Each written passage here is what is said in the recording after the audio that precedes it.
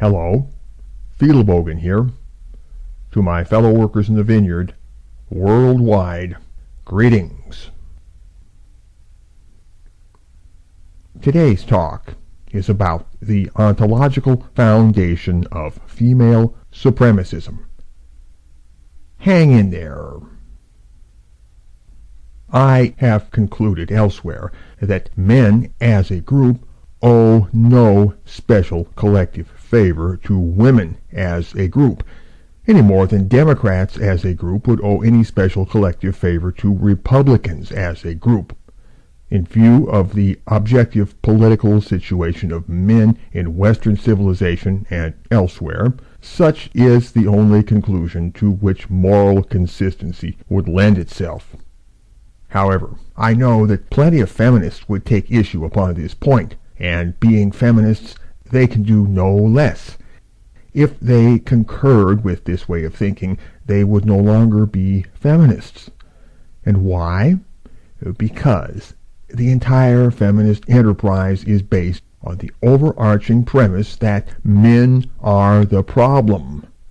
This is so because feminism is a hate-fueled, anti-male, female supremacist movement, and such a movement couldn't possibly embrace the view that men and women are both the problem. No, that wouldn't work. It would bust their gearbox all to hell. If, in fact, men are the problem, as feminism supposes, and consequently that women are not, then it would follow that men specifically are under some manner of obligation, which, upon analysis, would translate as a debt owed to women. And such, indeed, summarizes the general wind that has wafted from the direction of feminism and spread widely into other quarters. That is why I say that the feminists would take issue with the idea that male and female are political parties, because it implies that men and women are equal cutthroat gangs competing equally to cut each other's throats. The feminists would favor a scenario in which one of those gangs would bare its collective throat voluntarily to the gang wielding the knife. But what does it mean to say that men are the problem? What is this statement really driving at?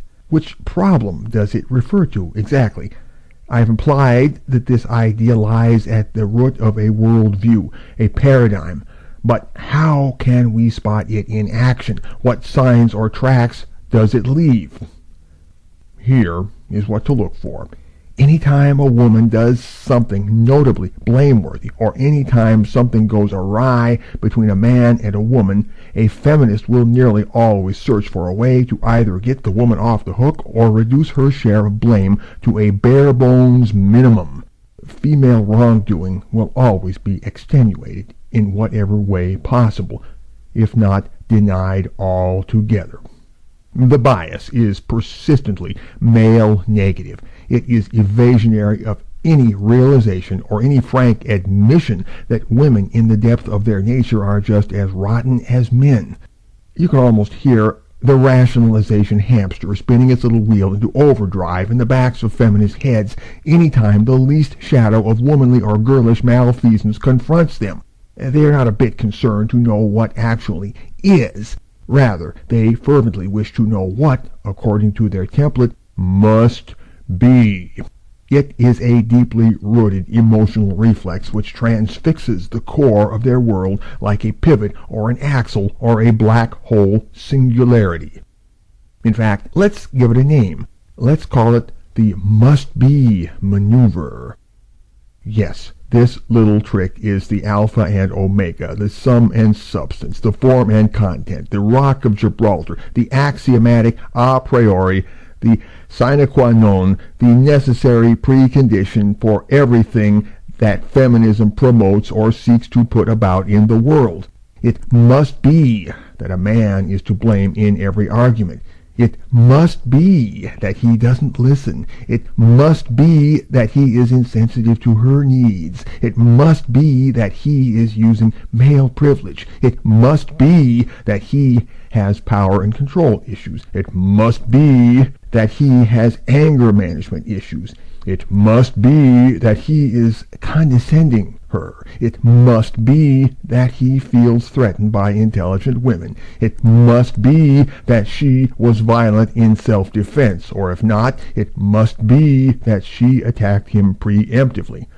On it goes. And should it prove impractical to pin the blame on a particular man, it is always possible to fall back upon men or maleness in the abstract. It must be the patriarchy which oppressed her into lying, killing, cheating, stealing, or stumbling. It must be male-dominated power structures which drove her to anorexia or smashed her head against a glass ceiling. On it goes. Inherent to the must-be maneuver is the exclusion of examination. A common-sense, rough-and-ready calculus might suggest to the layman that male input is to blame in at most half of the suggested cases, and that prior to concluding what must be, we should interrogate the full range of what might be. However, such a proposal is anathema to the feminist paradigm, and if you presume to make it, it must be that something is amiss in your character, your education, or your political leanings. I cannot overemphasize the formative foundational character of the must-be maneuver. I could even call it theological or cosmological. In the beginning, Goddess created man and woman, and Goddess said, "Let man be the problem, for verily it must be so." And behold, it must be so. In a compressed way, the must-be maneuver fits the model of Immanuel Kant's hypothetical imperative. If you wish feminism to be viable, then the principle that men are always at fault must be reiterated at every possible opportunity. This idea that men are the problem is an eternal unsupported premise, and like the God of the infinite regress, ontologically prior to everything in every way, it is never a point of arrival but always a point of departure. Feminism did not give birth to this idea. The idea gave birth to feminism. Feminism grew from the idea and not the reverse. At no point did feminism ever not contain this idea, and at no point was feminism not contained by this idea. At no time did feminism ever go in quest of the idea and finally get to it by any chain of reasoning. The idea was always present at the outset, and had it not been present at the outset, feminism would never have set out. Feminism never studied the world in order to formulate the idea, but rather studied the idea in order to formulate the world. For it is by light of the idea itself that feminism seeks to know what the world must be. Yes, men are the problem, and come hell or high water, the world according to feminism must be shown to reflect this. Such is the platform on which feminist ideology asserts its political claim against men on behalf of women, that men, being the collective source of a unique and historically rooted trespass against women, are under a collective moral obligation to make good. When we scalp the duff down to the bedrock, we uncover, in the end, Manichaean dualism, a cosmology in which good and evil, or light and dark, are separate cosmic principles eternally at war with one another. Further, the principles are said to be perennial and uncreated. They did not come about due to interactions in the ecology of occurrence, but were present from the very foundation of the world. They are not different branches on the same tree, but different trees altogether, and they grow from different roots. As such, they can never coherently exist side by side because they share no genetic mutuality. They will forever bear the stamp of their separate beginnings, and they will harbor mutually irreconcilable systems of logic. Accordingly, their relationship is and must forever remain paradoxical and fraught with tension. In the Manichaean cosmology of feminism, male equals darkness or evil, and female equals goodness or light. There are no zones of gray. There is no spectrum. There is no continuum. For feminism, man equals bad and woman equals good, and if at times woman appears to equal bad in the real world, then it must be That appearance is not reality in that particular case, and so a contorted explanation must ride to the rescue and set things straight. In feminism's paradigm, man equals bad and woman equals good. And in the feminist mind, this correlation can no more be established by any chain of demonstration than the dualism itself can be said to have evolved historically. For just as the Manichaean duality was prior to all things in the order of creation, so likewise it must be prior to all things in the order of feminist logic. To demand that the truth of it be proven would decentralize and desacralize it. This in turn would radically deconstruct the entire feminist enterprise. This has consequences for the two-party model of gender politics. The feminists want to place women on a footing of moral superiority to men, which in turn implies deferentiality or servility on the part of men. Men, being at one with the principle of darkness, must, in theory, be taught to respect their betters, who are at one with the principle of light. This indeed postulates a kind of political struggle, if you want to call it that, but it is a one-sided struggle. Men must be forced to surrender. Stated in such terms, the political struggle sounds more like plain and simple warfare. But in fact, political struggle is not quite the same as warfare.